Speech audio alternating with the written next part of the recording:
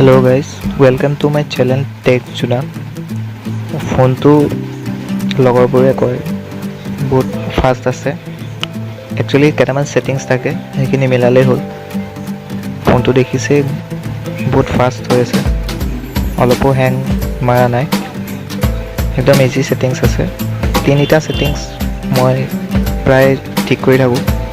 ফাৰ্ষ্টতে সেটিংছত যাব লাগিব, এবাউটত গৈ বিল্ড নাম্বাৰটো বিচাৰিব লাগিব।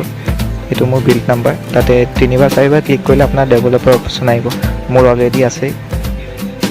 ডেভেলপাৰ অপশ্যনত গৈ এনিমেশ্যন স্কেলছ আছে তিনিটা, মই 0.5ত কৰি থৈছোঁ।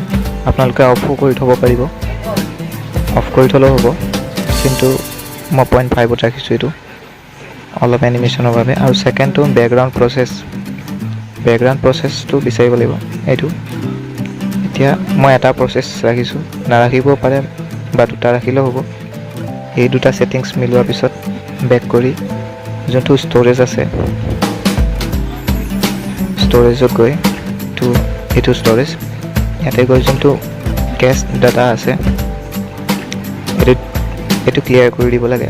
মোৰ অলৰেডি ক্লিয়াৰ কৰা আছে, তথাপিও মই দেখাই দিছোঁ। তাতে গৈ অ'কে কৰি দিলে হ'ল। সেইটো টাইপ কৰি ইয়াৰে পিছতে অলমষ্ট গোটেইখিনি হৈ গৈছে। এতিয়া অট'মেটিকলি ফোনটো স্পীড আগতকৈ বহুত স্পীড হ'ব। ভিডিঅ'টো চোৱাৰ বাবে ধন্যবাদ। যদি ভিডিঅ'টো ভাল লাগিছে লাইক কৰিব নাপাহৰিব আৰু ছাবস্ক্ৰাইব কৰি দিব মোৰ চেনেলটো।